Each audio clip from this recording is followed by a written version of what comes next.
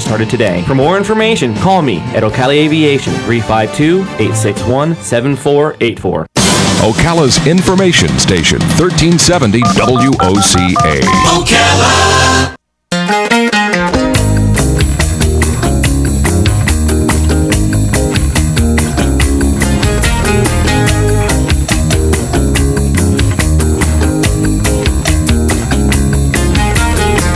All right, 10 minutes before 10 o'clock. Thank you for tuning in. My first thing I want to say is I apologize to our next guest. I didn't have a chance to talk off the air and find out the correct pronunciation of his last name, but I will tell you this. This book is such an honest book. You get to learn so much about David Leite. Leite. I will say his name that way until I'm corrected and probably wrong. David has written this amazing book about his life, his relationship with his mother. First of all, is the first thing that stands out for me. His book is called Notes on a Banana. I love the title. His mom apparently called him Banana, right? Yeah. He's a chef. He was diagnosed as a child with bipolar disorder. He's a funny guy. He's a 2 times James Beard Award winner. He's the founder of the website Leite's Culinaria. He's going to correct my pronunciation in a minute. He's a regular correspondent and guest on NPR's Splendid Table Show. And he's got a whole bunch more credentials. Let's go to the phone and speak to him, though. David, I so apologize for not being able to pronounce your last name correctly. Good morning. Thank you. And please pronounce your last name for me. Good morning, Larry and Robin. No, you absolutely got it correct. It is Leite, L-E-I-T-E, rhymes with eat, which I do a lot of. Me too. It's such a sweet story you write, your relationship with your mother. Thank you. Thank you very much. It's the early parts of the book, there's a lot between my mom and I, and there is a lot of sweetness there, which really sets up and you can see where I got a lot of the courage and a lot of the strength and a lot of the foundation that then I need later on when I start grappling with manic depression and, dealing with coming out and all those kind of issues that happen much later and were much more serious. Yeah, absolutely. And that love helps you get through it all. I'm just guessing. I don't know. I mean, I'm not a psychologist, but I'm just guessing when you have at least one parent who loves you that much, it must make a big difference. It does. You have a foundation. You have definitely a foundation to lean on. And with both my parents, they both were very supportive of me. They had absolutely no idea what was going on with me because I wasn't diagnosed actually until I was 36. It started when I was a kid, about 11 years old, having tremendous panic attacks, and no one knew what was going on. And we were seeing doctors and family doctors, and one family doctor said, I'll give you Valium, I'll give you a tranquilizer. And I'm like, absolutely not. And my father was like, no. And finally at 14, I went to go see I basically forced their hand and said, if you don't let me see a psychiatrist, I will do something to myself. And I wasn't going to do something, but I knew it was the only way to really get people to understand in my family that something is seriously wrong with me.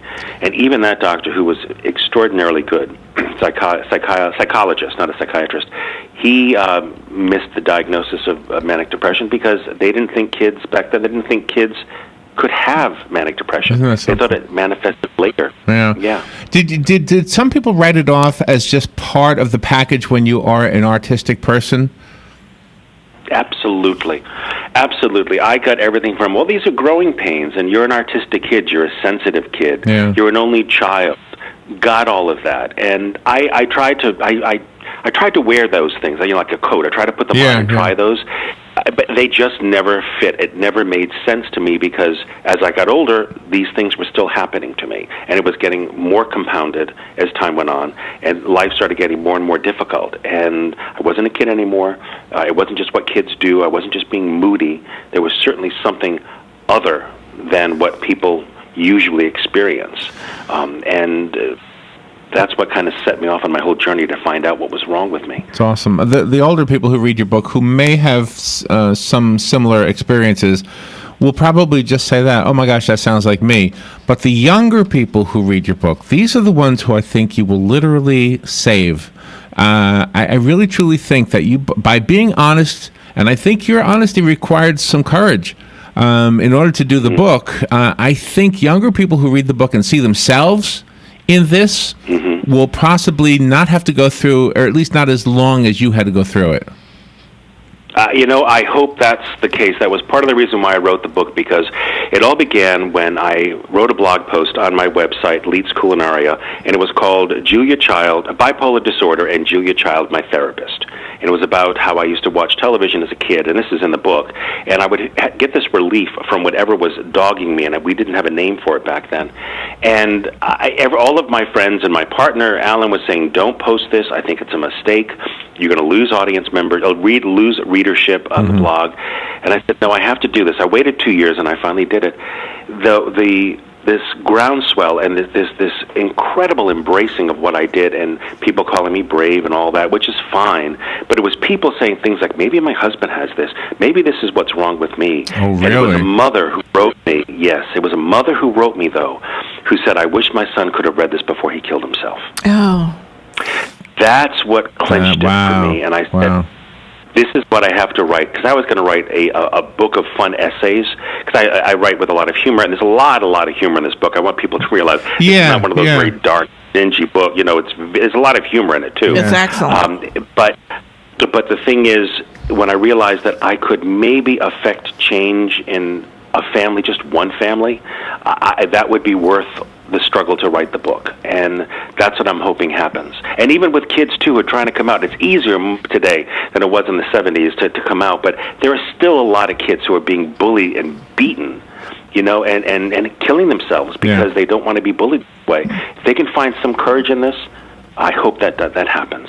And you talk about fitting in. I mean, you have a Portuguese heritage, yet your family immigrated into the United States, and everyone wanted to try to be American, but you have to accept who you are, and you've done this very eloquently. Yes, I mean, that was my first, because it's really about being other, being outside of.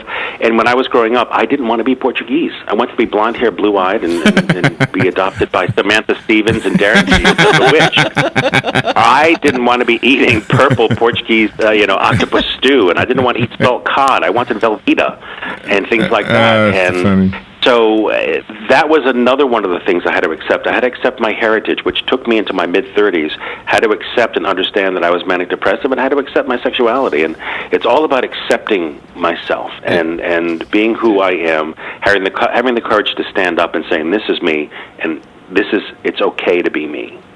We're not taught that in our society. There was a story yesterday. Oh, gosh, who's the actor, Robin, that was married to Demi Moore? What's his name? Bruce Willis. No, Ashton Kutcher. Ashton Kutcher the other one. was the second There's one. more than one, I guess. Okay. Well, anyway, so there was a little news story about him, how he moved out to L.A. because he wanted to, fit in with that whole crowd, which is what you grow up looking at on TV. And then as he gets older now, he's thinking, you know what, I think I want to move back to I think it was Utah. And in a way, I know that's kind of a surface level version of what yours is much deeper. But I think it's kind of the same thing where we recognize, oh my gosh, the love was always there. I always should have been this. What I am in my heart, in my soul, is what I should have embraced all along. Mm-hmm.